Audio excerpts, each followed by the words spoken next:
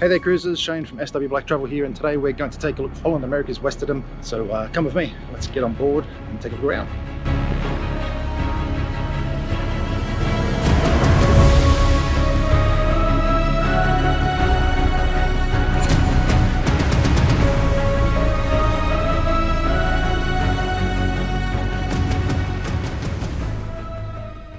Hey there cruisers, Shane from SW Black Travel here, and today we're on Holland America's Westerdam.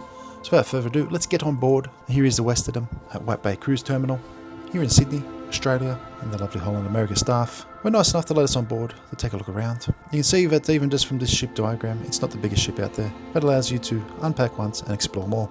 The art on board the ship is quite classic, so you'll see a lot of the pieces that I highlight as we go around, such as these older style ship models, and even some of the sculptures. Now here we are at the aft or the rear of the ship. You can see here that this is the perspective as you look out. You see that there is pools here for the spa or whirlpool as well. And of course, you've got the assisted lifting device to help anyone with mobility issues into the pool. So Holland America, like most modern cruise lines, are considering their guests that do have mobility issues and does provide them an avenue to get access to the pool. Now it's a beautiful sunny day in Sydney when we're taking a look at this ship inspection. This is just another perspective of the pool area. You can see the sea view bar. It's got the sea view pool. Lots of seating, plenty of spaces to pull up a vantage point so you can see out.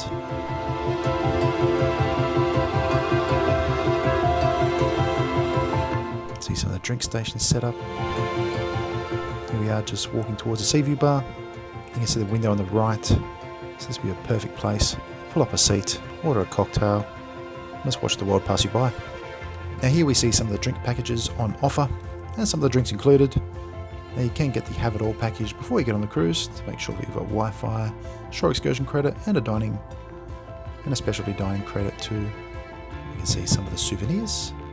These are lovely cups, some lanyards, some photos. And here's some of the snacks that you can avail while on board. Lovely flowers, some of the buffet options. Now heading along to the Lido pool. Again, you can see two spas or whirlpools at the end there. We've got the assisted lifting device, both into the whirlpool and the pool. Another shot of the dolphin sculptures. Now this area is the hydro pool, which is towards the spa and salon. Very humid in this room, so I'm going to safely assume that it was heated. And again, you can see the assistance device there. There's a few seats or lounges around the outside, so you can relax. And if we run at the dining venues here, see there's plenty of seating, square back chairs, which I like. Here's some of the options available for you to eat, to enjoy with friends, be they old friends or new. Now let's check out the Rolling Stone Lounge. You see here that this is an area for performances. From rock to pop to country and beyond. Decent size dance floor so you can get up and have a boogie. Now here we're going to head into the theatre, or the world stage, as Holland America like to call it. Now this is the typical theatre area that you see on most, if not all, cruise ships, and it's home to a variety of performances both day and night. Just see how big it is, plenty of seating, very comfortable chairs as well. Also 2 levels, so if you can't get any seating on the lower level, you can head on up to the top level and try your luck up there. Now let's head on past the gallery bar. See the casino in the background, the bar just straight ahead here.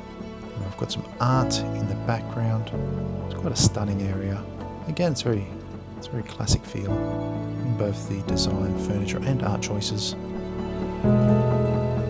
See one of the elevator lobbies here.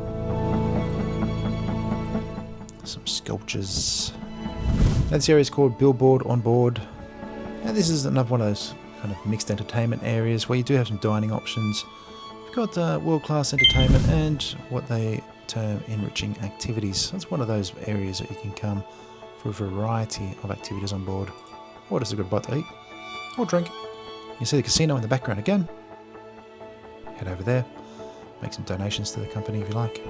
Now the lighting's always a bit funny when I get near the casino. So let's head along to the greenhouse spa and salon. This is where you can come, relax on one of these lovely lounge stone chair things or this Romanesque sauna, very much giving off ancient Rome vibes here.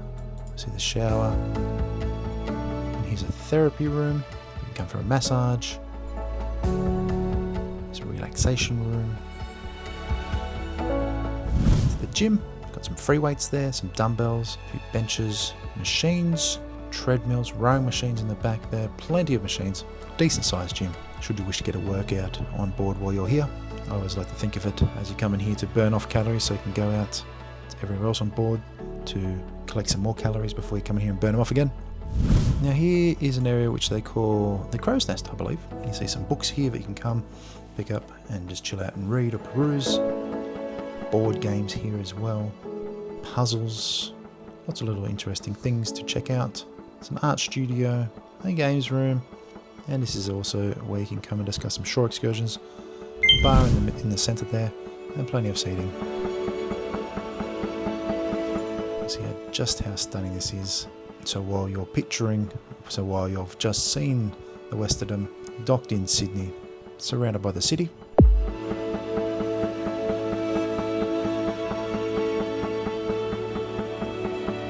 now let's check out Explorations Central, which is also in the Crow's Nest. And this is the Destination Immersion Program. So you learn more about the destination that you're heading, so that when you do go ashore, you have a much deeper appreciation for what it is that you are experiencing. So you can see here that's got some information there about Taronga in New Zealand. But let's say you're going to Alaska, you would have information about Alaska. You can come here, you can learn, and then you can get ashore and check out what you've just learned about.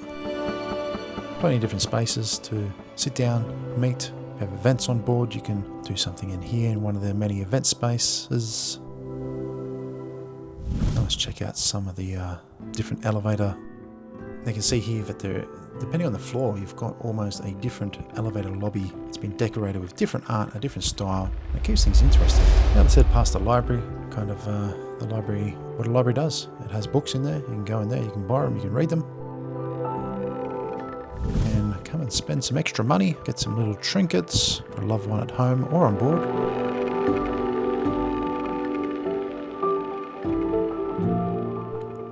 Perhaps a new watch, some earrings, some rings, necklaces. No matter what your heart desires, I'm sure they've got you sorted here.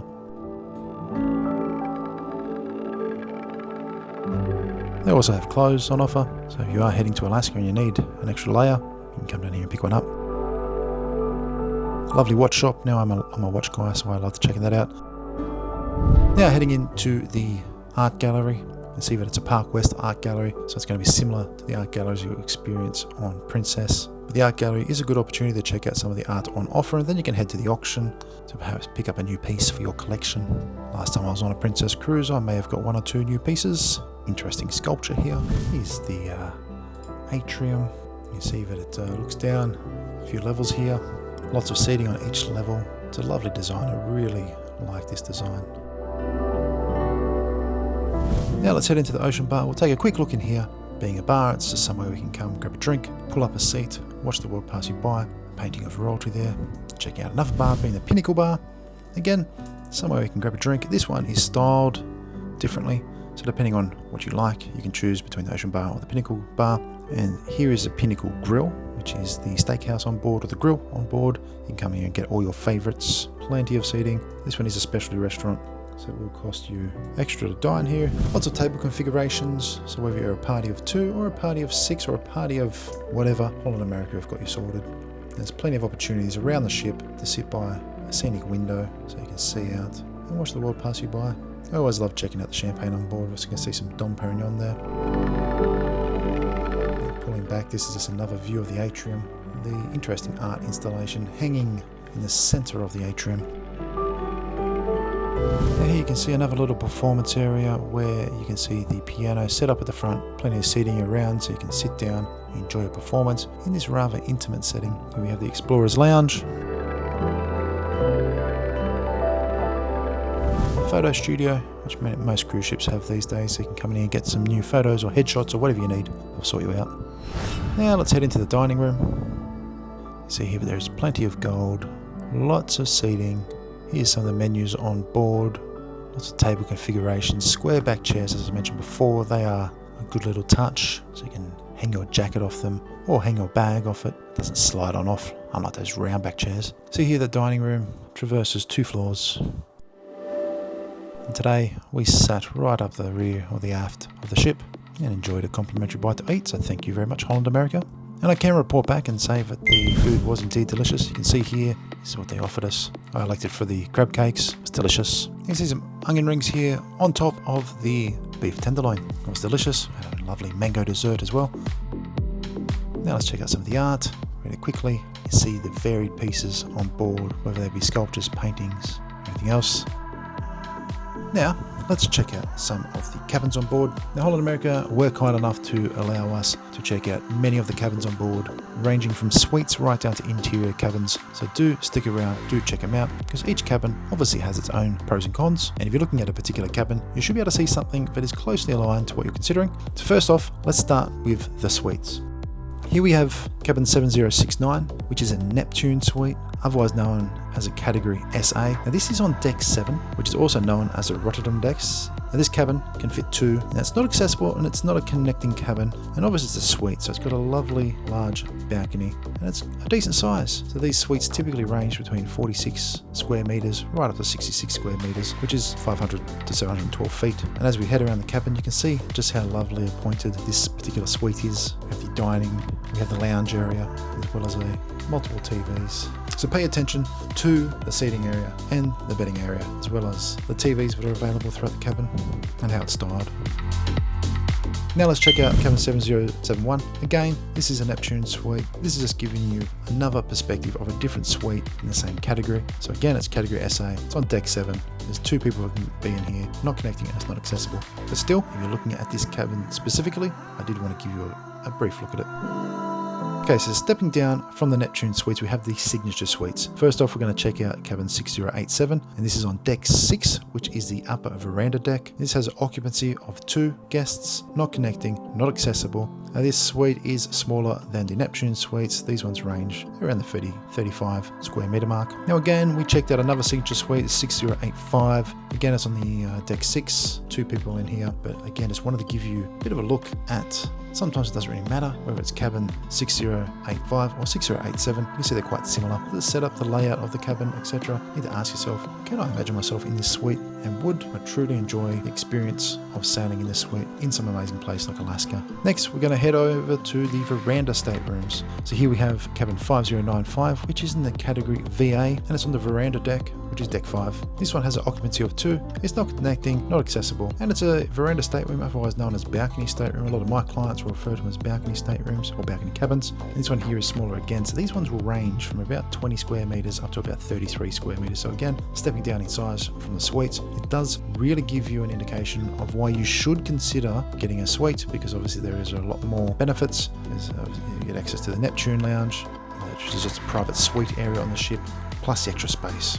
Next, we're going to check out cabin 6091. Again, this is in the VA category. This one's on deck 6, so it's an upper veranda. 2 guests, not connecting, not accessible. Has a balcony, obviously. This one again ranges from about 20 square meters up to 33. So having checked out a few veranda staterooms on deck 5 and deck 6, we're going to check out the ocean view staterooms. So for those of you who don't know, ocean view staterooms have a window, but they don't have a balcony. So you can't open the window. So let's check out cabin 1069, which is down on the main deck, which is deck 1. You can fit 4 guests in here. You see that it's not connecting, it's not acceptable, and you can just see the picture window there. So whilst you can't open it, you still get a deep appreciation of the destination or the views while you're at sea via that large window. Again, these are smaller, so it's around 16 square meters for this one. This one is cabin 1075. Again, it's on the main deck, 2 guests in here. Just wanted to give you another view of a cabin that's in the same category. Now, one thing I did want to do is give you a look at an accessible cabin. So here we have cabin 1082. Again, it's a large ocean view stateroom in category C on the main deck, which is deck 1. 2 guests can be in here. It's not connecting, but it is accessible. So pay attention to the accessible features of the cabin. No steps, large doors, so on and so forth. Take a look around the cabin and just notice that if you have accessibility needs, ask yourself, does this cabin tick those boxes in terms of what you need whilst you're on board? Finally, let's check out an interior stateroom. I only stopped by one on this ship inspection or tour, and this one was cabin 1073, which is a large interior stateroom. It's on the main deck, which is deck 1. 3 guests can be in here. It's not connecting, not accessible. There's no window, as you can see, throughout the room. and it's smaller again. So these ones range from 14 square meters up to 21 square meters. But for those guests and those viewers that are so active that you are rarely in the cabin, this perhaps is a good option for you. So there you have it. That's Holland America's Westerdam. While it's definitely not the newest ship out there, it is a beautifully appointed ship, and if you are considering going on it, be sure to check out the description because there will be a link down there which will have all the Westerdam sailings available, so you can go ahead, you can search, compare, and you can even book via that link once you find the perfect Westerdam cruise for you. If you've made it this far, don't forget to like this video, subscribe to our channel to stay up to date with the latest cruise news, more ship inspections and tours, plus other travel related content. And if you do have any questions, don't forget to drop them in the comments below. And more importantly, until next time, keep cruising.